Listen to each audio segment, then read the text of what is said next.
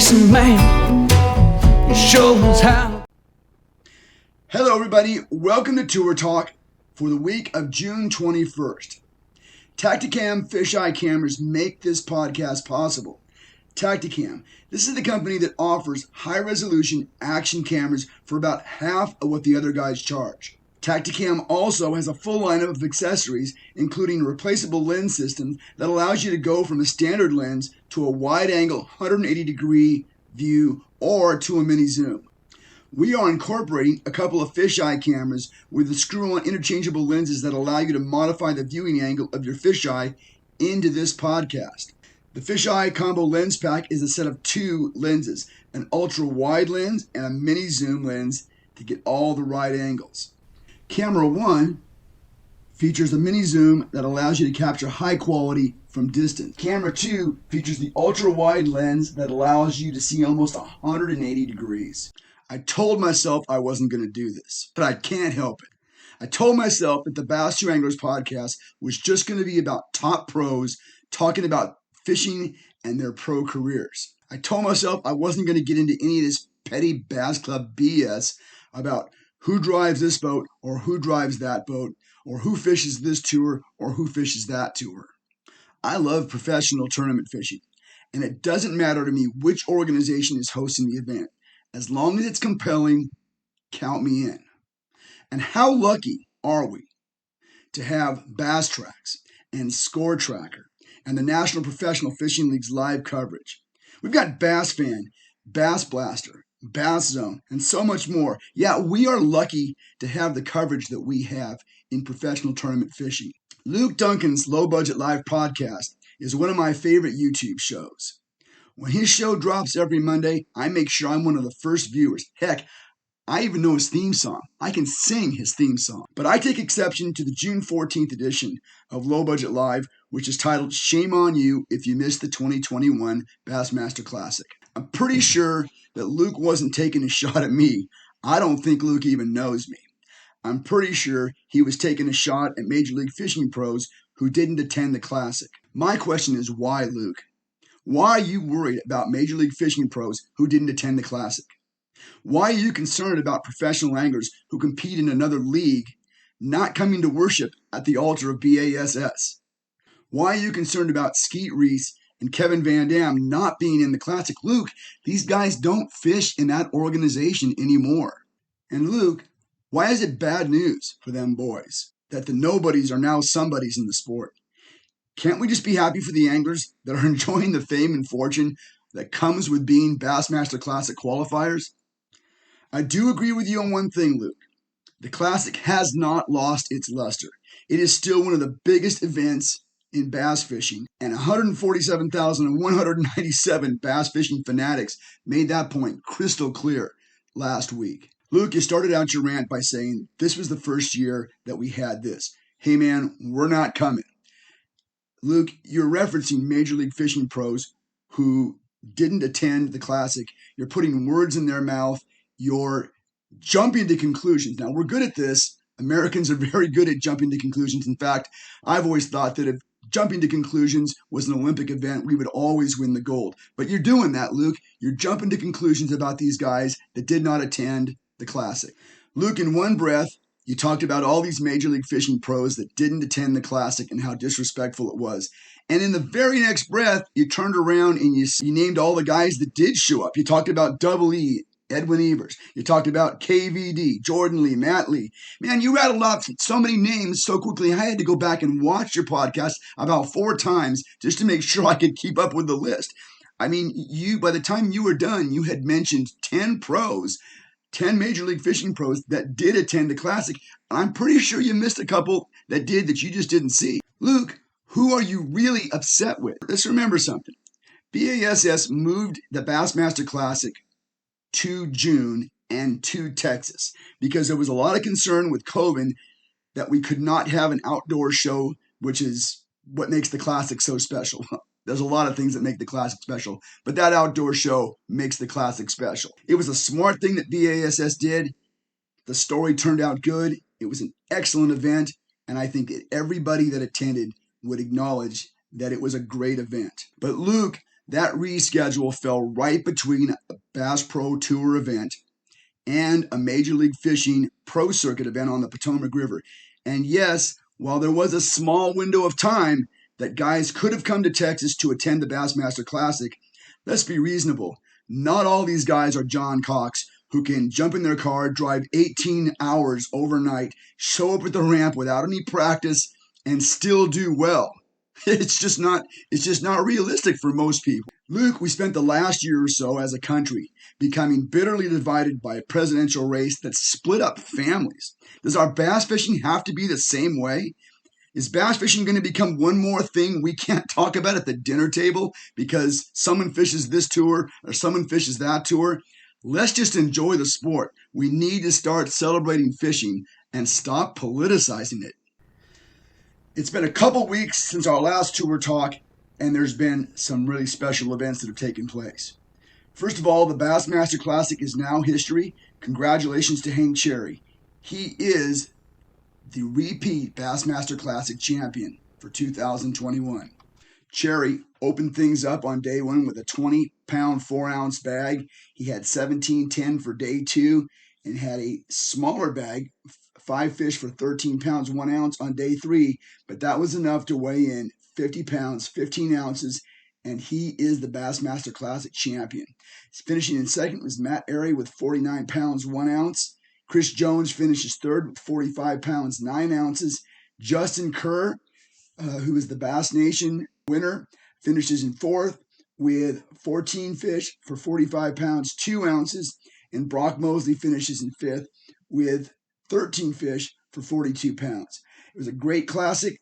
Fishing was tough, water was high, but these guys always do find a way to figure them out.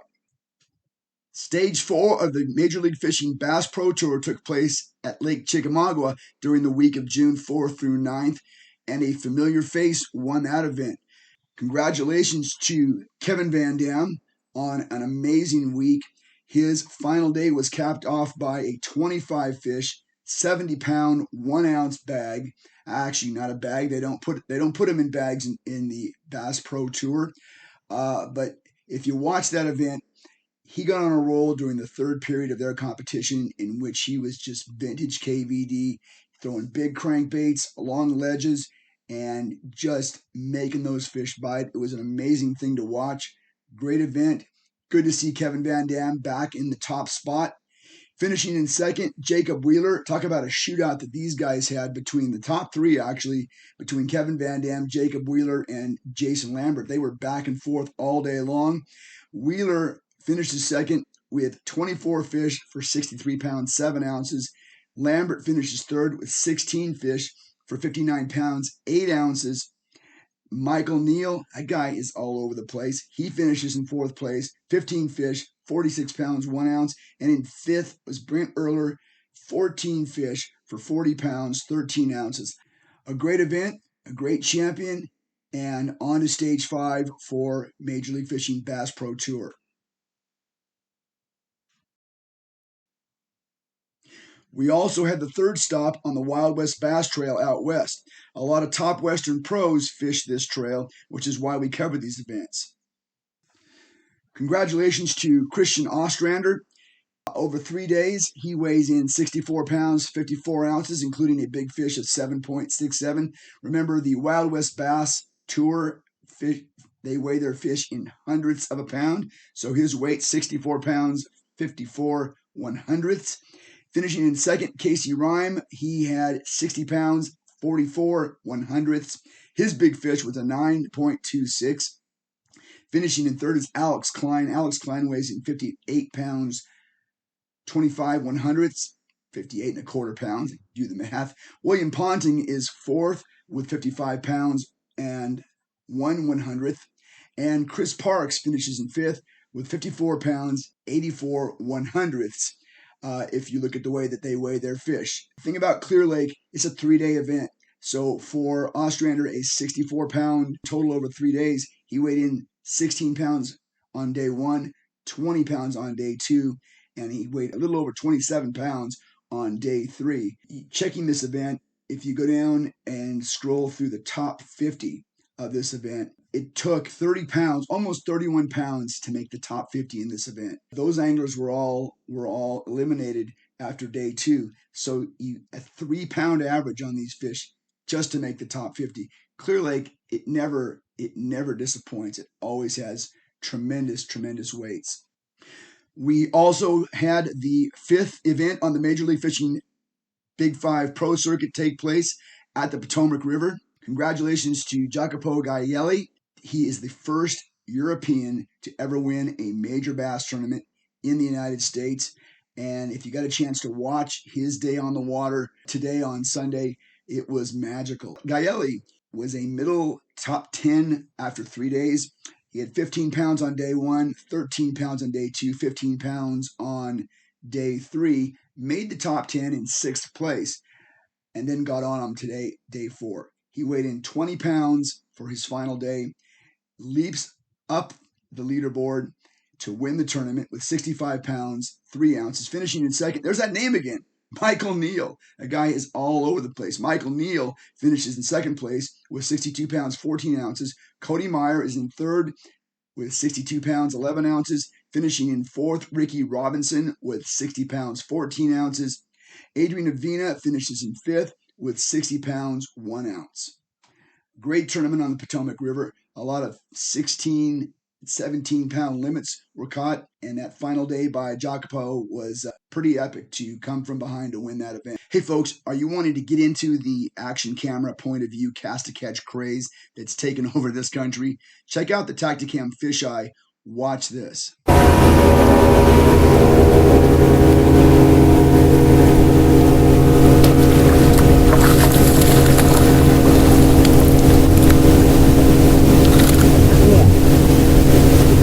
170-degree standard wide-angle lens, plug-in option for all-day power, remote sync with your smartphone, waterproof to 30 feet, patented interchangeable lens system, all at about half the cost of what the other guys are charging.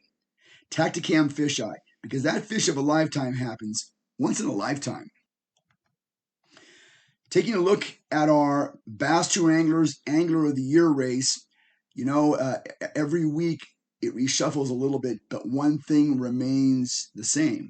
Dakota Hebert is still at the top of the list. Now, his lead got cut into a little bit this week, but he still has a pretty strong margin over the rest of the field.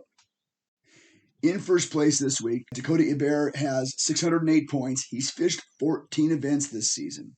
Jimmy Washam is in second. He's fished 9 events this season. He has 489 points. Ryan Salzman is in third place this week, having fished 9 events. He has 444 points. There's that name again, Michael Neal. The guy is all over the place. Michael Neal, he has fished 9 events. He moves into fourth place with 431 points. Patrick Walters, the BASS Elite Series Pro, falls to 5th place this week. They didn't have any events this week, but he's fished 10 events this season. He has 413 points. In 6th place is David Williams with 382 points. He's fished 8 events this season. In 7th place, Bobby Lane has 9 events fished this season. He has 369 points. In 8th place, Skeet Reese moves into the top 10 for the first time this season. He has fished 9 events. He has 365 points.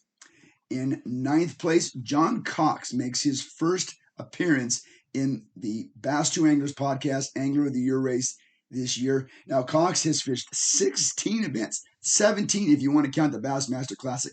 He is the guy that drives all night, fishes without practice, fishes without sleep, and still manages to rack up the points and the checks. He is in 9th place. He has 359 points.